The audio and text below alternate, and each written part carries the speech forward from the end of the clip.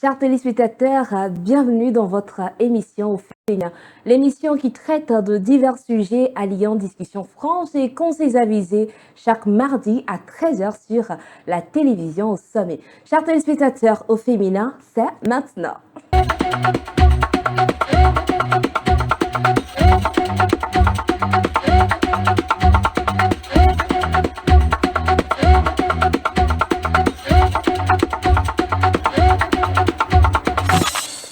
On parle aujourd'hui de femmes, on parle des menstruations et on en parle sur ce plateau avec Thierry Alagbé, informaticien réseau, c'est ça? Oui.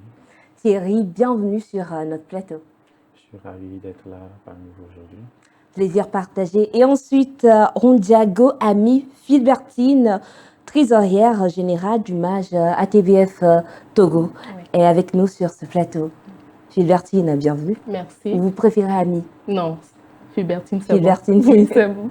Bienvenue sur le plateau de Féminin. Merci pour l'invitation. Je vous en prie. On parle de femmes, on parle des menstruations. Déjà, pour vous, qu'est-ce que les menstruations? Qu'est-ce que cela signifie? Merci. Les menstruations, selon moi, c'est l'écoulement vaginal du sang chez les femmes qui ne sont pas encore enceintes. Donc, quand il n'y a pas de grossesse, le sang de la menstruation prend la place avant qu'un œuf ne soit fécondé. Donc, c'est ce que je peux dire par rapport à la menstruation. D'accord, merci. Et pour vous, Thierry, vous en savez quelque chose? Bon, c'est déjà ce qu'elle a dit. Oui. Les menstrues, Oui. c'est l'écoulement du sang par les voies vaginaux de la femme, je pense. D'accord. Communément appelé règles par nous tous, bien sûr. Comment ça se passe quand on est dans cette période? Comment on se sent mentalement? C'est vrai que d'habitude, on n'a plus la force de faire beaucoup de choses, mais comment vous le vivez? Bon, aujourd'hui, je peux dire que je le vis très bien parce que, bon, j'ai commencé, ça fait déjà un moment. Je le vis très bien et j'ai eu beaucoup d'expérience dans ça et je prends toutes mes dispositions pour pouvoir m'en sortir dans ça. Mais bon, à vrai dire, on se sent pas trop gêné si tu n'as pas trop la tête à ça, si tu ne penses pas trop à ça quand tu es dans ces moments-là. Donc, il faut être concentré sur autre chose à part ça, à part te dire que est-ce que je suis dans ça, est-ce que je ne suis pas tachée ou ça, et ça passe quoi. Alors Thierry, est-ce que vous avez peut-être côtoyé une personne qui était dans cette période? Quelle était sa réaction? Est-ce qu'elle était joyeuse? Est-ce qu'elle était un peu colérique? Comment ça se fait? Je vais dire sur le plan mental, oui. Certaines femmes sont colériques. Certaines sont anxieuses, elles sont stressées. Certaines n'arrivent même pas à s'exprimer en ces temps-là. Elles sont plutôt gênées. Et sur le plan physique, je peux dire qu'ils ont des fatigues. Certaines femmes ont des fatigues pour lors des moments de menstruation. Ils ont les fatigues, les courbatures, les douleurs. D'accord. Donc, vous comprenez à peu près ce qui se passe en ces moments. Donc, si peut-être vous rentrez, vous êtes marié peut-être, vous rentrez et puis votre femme vous dit « Aujourd'hui, j'ai mes menstrues, je n'ai pas cuisiné », comment vous allez prendre cela? Est-ce que vous allez le prendre « Oui, je comprends la situation parce que je sais qu'en ce moment-là, tu es fatigué et tout » ou bien vous serez un peu énervé? Bon, d'ores et déjà, ça dépend de la manière dont elle me le dit. Ça dépend. Mais je pense que ce n'est pas un truc pour lequel je vais m'acharner sur elle. Je pense que je vais comprendre. À part comprendre, est-ce que vous allez peut-être être à ces pétitions et autres? Et à ces pétitions, je dirais que je serai disponible pour elle si elle a certains besoins que je peux satisfaire. Alors, Feu Bertil, le 28 mai dernier, c'était la journée internationale de l'hygiène menstruelle. Est-ce que vous pouvez me parler de cette journée? Ok, merci beaucoup. Bon, déjà, en cette journée, j'avais eu à participer à une célébration de cette journée-là au niveau de Agoué. Oui, ça rassemblait les jeunes filles, ça rassemblait beaucoup de personnes. C'était en collaboration avec, comment dire, la, l'agence Asila Cimé. Donc, ça a rassemblé leurs membres et ça nous a parlé de la gestion de l'hygiène menstruelle. Comment faire pour faire comprendre aux gens aujourd'hui que l'hygiène menstruelle n'est pas un tabou et que c'est quelque chose, c'est un phénomène naturel et que les femmes peuvent s'en passer ou que faire pour aider ces femmes-là à pouvoir bien gérer leur menstruation. Donc, il y a eu question de ça et bon, plusieurs questions ont été débattues et ça a été vraiment une journée spéciale pour moi. J'ai appris beaucoup de choses. Merci. Oui. Mais est-ce que pour vous, aujourd'hui, toutes les femmes, les jeunes femmes, savent vraiment ce qu'il en est de l'hygiène menstruelle? Est-ce qu'ils savent vraiment que ce n'est pas quelque chose de honteux, que ce n'est pas quelque chose de mauvais, que c'est quelque chose de naturel? Et aussi, à part les femmes, Oui. les hommes, après je vais passer. Ok, je dirais qu'aujourd'hui, bon, aujourd'hui, ça va au travers les informations, Oui. les sensibilisations sur l'hygiène menstruelle et tout. Je crois qu'aujourd'hui, ça va. Ils ont un peu l'idée sur ce qu'est l'hygiène menstruelle. Ils ne font plus trop de discussions par rapport au tabou et tout et tout. Mais bon, on doit continuer la sensibilisation sur ce côté-là. D'accord. Et pour vous, Thierry, est-ce que vous pensez que les hommes aussi savent ce qu'il en est? Parce qu'on remarque que peut-être des femmes se retrouvent dans certaines situations, ils vont peut-être au boulot, ou encore ils vont à l'école et ils ont des... Malheureusement, ils n'ont pas pris les garnitures, ils sont tachés. Et ça devient polémique, on dit non, on va plus s'asseoir sur la même chaise, parce que si, parce que ça. Mais est-ce que vous pensez qu'aujourd'hui, les hommes et les femmes sont au même diapason au niveau de l'information? Merci. Oui, effectivement, pour la question, je réponds oui, puisque aujourd'hui, je pense que les choses ont un peu évolué par rapport dans le passé. Aujourd'hui, je pense que les hommes sont plus informés et les femmes, puisqu'il y a sûrement dans des discussions certaines situations qui se sont passées comme ça et les gens ont partagé. Aujourd'hui, je pense que si un homme voit cela, je pense qu'il n'est plus totalement agressif là-dessus en essayant de dire que oui, c'est mauvais ou c'est pas mauvais, mais juste que je sais qu'ils comprennent plus aujourd'hui. Et les femmes de leur côté, par la sensibilisation, eux aussi, qu'ils sachent plutôt comment prendre soin pour ne pas attirer ces genres de discussions par rapport aux menstrues dans les milieux publics. Donc déjà, peut-être, vous voyez une femme, vous la voyez, vous voyez qu'elle est tachée. Mais quel est le premier, qu'est-ce qui vient à l'idée en premier? Est-ce que c'est de l'informer que vous êtes ici? Est-ce que, ah là là. Se moquer. Bon, de ma part, je dirais que je dois l'informer. Puisque déjà, à vue d'œil, c'est un peu gênant. D'abord, elle ne sait pas. Oui. Et pour l'aider, je dois pouvoir l'informer. Je dois savoir aussi d'abord comment l'informer. Et pour qu'elle ne soit pas frustrée, gênée en même temps. Alors, Annie, on parle de garniture. Ouais. Mais en garniture, c'est compliqué, hein.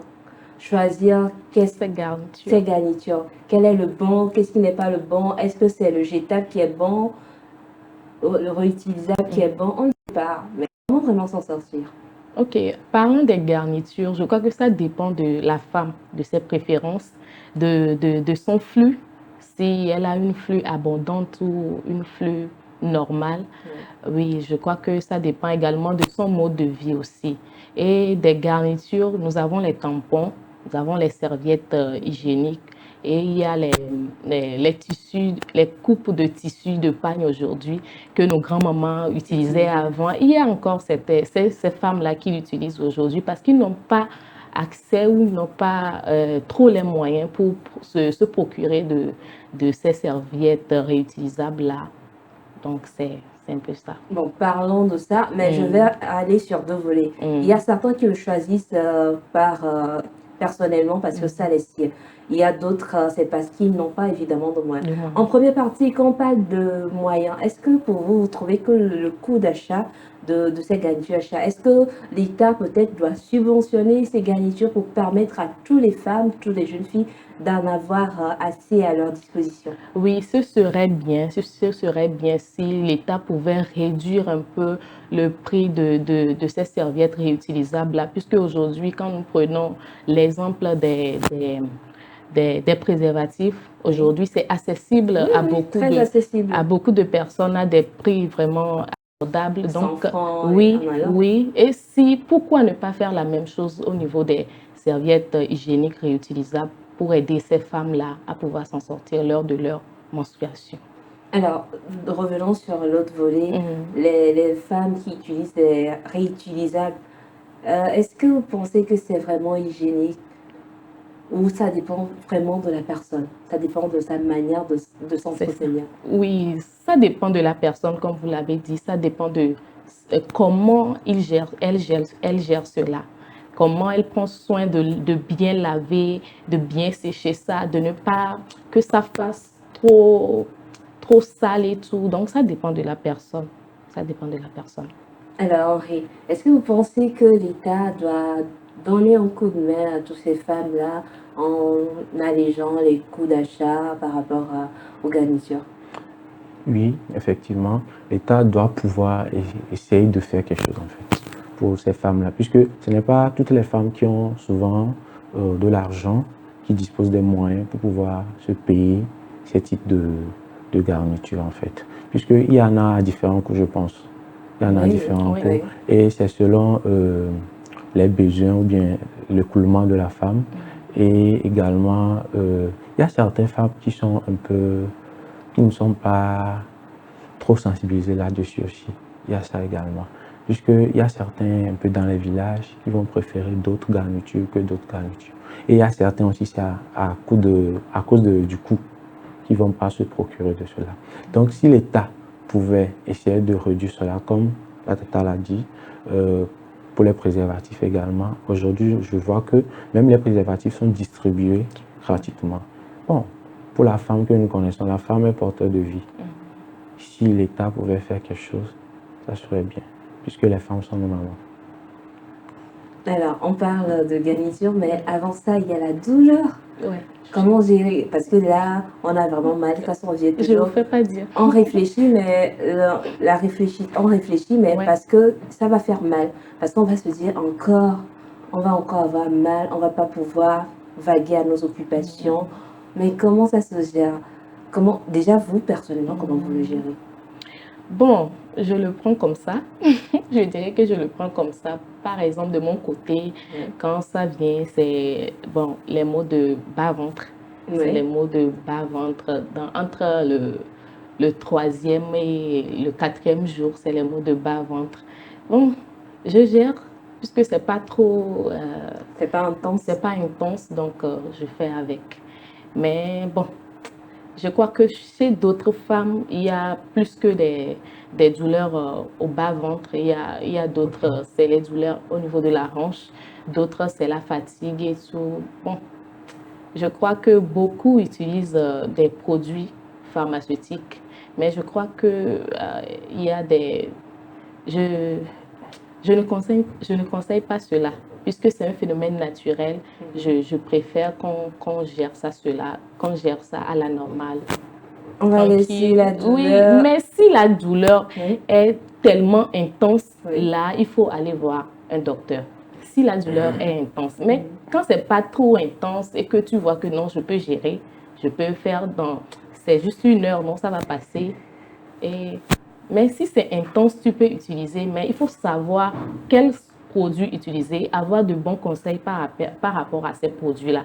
Parce que par après, ça peut causer des conséquences comme l'irrégularité au niveau du cycle menstruel et tout, et ce n'est pas bien. Alors, parlons de cycle, la grande question. Il y a déjà le décompte. Il y a plein de femmes qui ne savent pas vraiment s'y prendre. Est-ce que vous pouvez nous aider là-dessus? Comment vraiment s'y prendre, faire le décompte, savoir tel jour ça arrive? Parce que ça surprend beaucoup de femmes. Aujourd'hui, la personne sort, elle va quelque part, elle est très bien habillée et puis elle est surprise. Ok, par rapport au décompte, le cycle menstruel chez la femme varie entre 26 et 33 jours. Ça varie entre 26 et 33 jours. Donc, si, par exemple, aujourd'hui, c'est venu aujourd'hui, il faut commencer le décompte à partir d'aujourd'hui. Souvent, chez certaines femmes, si ça vient, ça prend 5 jours, 6 jours. 6 jours. Mais si ça dépasse les 6 jours, 7 heures, 8 ans, là, ce n'est pas bien. Il faut aller voir un docteur. Et aussi, au niveau du cycle, si ça dépasse les 33 jours, ça dépasse, ça va au niveau de 34, 35, il n'est pas bien. Ou soit, ça n'atteint pas les 26 jours et c'est venu.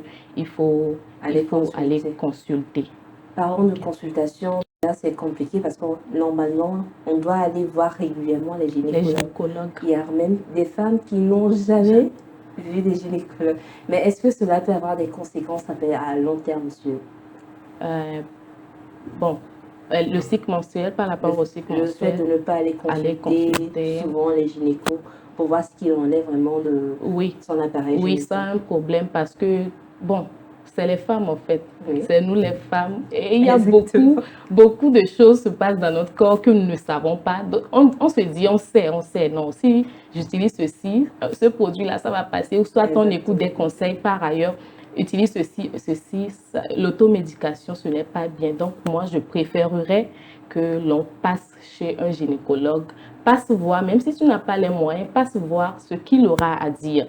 Est-ce que vous pensez qu'on doit vraiment on doit vraiment consulter souvent, on doit vraiment prendre des médicaments, s'automédiquer ou bien forcément laisser la douleur aller se régler naturellement? Bon, moi de ma part, ce que je vois de ce côté, normalement, comme c'est un phénomène naturel, normalement, on doit laisser à ce que ça passe normalement. Avec la douleur, normalement. Mais comme c'est parfois insupportable chez certains, parce que certains vont jusqu'à rouler par terre et à faire des crises, à crier même partout, c'est angoissant en fait. Donc bon, si ça en est comme si, je peux dire, ce genre de femme peut s'approcher des docteurs ou bien des gynécologues pour essayer de voir un peu pourquoi leur menstruer comme ça et pourquoi ça leur arrive comme ça. Je pense que c'est la meilleure des manières. Et pour qu'il y ait une hygiène, puisque normalement la fleur vaginale s'entretient. Elle s'entretient. Donc si il faut, pour une bonne entretien, je dirais, et il faut généralement souvent, je dirais, que la femme aille voir des gynécologues, se faire examiner, consulter, voir ce qu'il en est. De temps en temps, de 1 mois, 2 mois, 3 mois, si possible. Mais est-ce que vous êtes prêt à peut-être accompagner votre soeur, votre conjointe, chaque fois chez le gynécologue? L'accompagner, comment, genre, le suivre pour aller? Oui. Bon. L'assister. Quelle est la part des hommes dans ce genre de situation? Comment les hommes arrivent à soutenir les femmes quand elles sont dans ces périodes? Bon, merci pour la question. Je dirais les hommes peuvent accompagner ces femmes ou bien leurs femmes si d'abord au début l'homme est au courant de ce qui se passe. Parce qu'il y a parfois certaines femmes qui passent par ce moment mais qui n'arrivent pas à s'exprimer. D'abord, si elles arrivent à s'exprimer, je pense que l'homme, le minimum qu'il peut faire, c'est de l'accompagner, de l'écouter, de le suivre. Et petit à petit, je pense que ça peut aller. Alors, on a parlé de garniture, maintenant, avant, après utilisation. Surtout après utilisation. On met des fois sur certains paquets ne pas mettre dans les toilettes. Comment est-ce qu'on peut s'en débarrasser? Parce que c'est pas évident. Ok, je vais parler de moi, de ce que je fais. Ok, bon, par rapport aux garnitures après utilisation, premièrement, je conseillerais que on l'emballe à plusieurs reprises. Pas avec un sachet. Tu peux utiliser 3 ou 4 sachets et l'emballer avant de jeter. Tu vas le jeter, mais emballe ça à plusieurs reprises avant de jeter ça. Comme ça, si quelqu'un qui passe prend ça, tout le temps d'enlever ou bien d'ouvrir le sachet là, il sera fatigué parce que quand il ouvre, il trouve un sachet, il ouvre, il trouve un sachet, il se dit ah mais c'est quoi à la fin, donc il jette ça. Et après, euh, euh, on peut creuser, tu creuses un trou quelque part, un petit trou, hein, et après avoir emballé, tu mets ça dans le trou et tu refermes le trou. Ça peut passer aussi. Et aussi, tu peux, comment dire, le brûler. Le brûler. Là, il faut vraiment attendre que ça sèche avant de pouvoir... Oui. Tu peux utiliser de l'essence, un peu d'essence et tu brûles ça. Ça peut passer. C'est les trois méthodes là que je conseillerais. Sinon, moi-même, j'emballe ça à plusieurs reprises et je jette ça. Mais certains vous diront que non, c'est pas bien de brûler, c'est pas bien d'emballer, de jeter, c'est pas bien ci, c'est pas bien ça. Parce que à dire ça a une portée aussi spirituelle. Et même dans certaines cultures, on interdit à des femmes peut-être de cuisiner pour les autres ou de faire cet entretien. Déjà, comment vous trouvez ça? Est-ce que c'est la culture qui amène cela? Ou bien est-ce que c'est une incompréhension? Est-ce qu'on croit que dans cette période, la femme, elle n'est pas bien, c'est des déchets qui sortent? Comment vous appréhendez cela? Ok, merci pour la question. Bon, je me dis que c'est la culture. Je dis de comment j'entends les choses, je me dis que c'est la culture. D'autres, c'est la religion. Mais de mon côté, je me dis que c'est l'incompréhension. C'est l'incompréhension. C'est parce qu'ils ne comprennent pas. Ils ne comprennent pas que les règles sont un phénomène naturel, que c'est ça qui amène tout cela. Parce que je ne peux pas me dire, moi étant femme, étant dans mes moments de menstruation et ne pas cuisiner ou ne pas faire certaines prières ou ne pas faire, je sais pas, il y a beaucoup de choses que nous entendons. Je dirais que non, ça ne doit pas, nos règles ne doivent pas nous empêcher de faire certains trucs. Oui. Merci. Alors, Henri, est-ce que vous pensez que c'est parce que la société ou bien certaines cultures, ils ne comprennent pas que c'est un phénomène naturel, ou bien il y a d'autres choses en dessous? Merci pour la question. De mon point de vue, je dirais que c'est une mauvaise compréhension.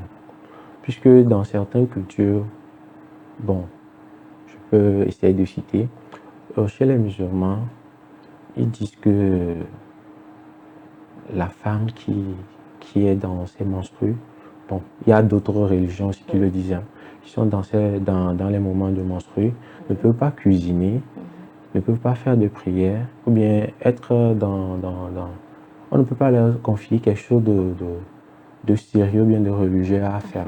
En fait, pourquoi? Il y a une compréhension derrière ça. Côté spirituel, ou bien côté religieux, je peux dire, la femme, les menstrues de la femme ont deux aspects, ou bien ont deux puissances, je peux dire. Je peux dire, il y a des puissances. Il y a certains qui disent dans leur culture que les menstrues de la femme diminuent la force de l'homme. Okay. Ou bien faire échouer certains projets. Mais chez d'autres diront qu'ils amplifient, qui sont dans leur moment et Dieu les a bénis pour qu'ils puissent faire ces menstrues. Donc, ils ont plus de pouvoir en ces moments.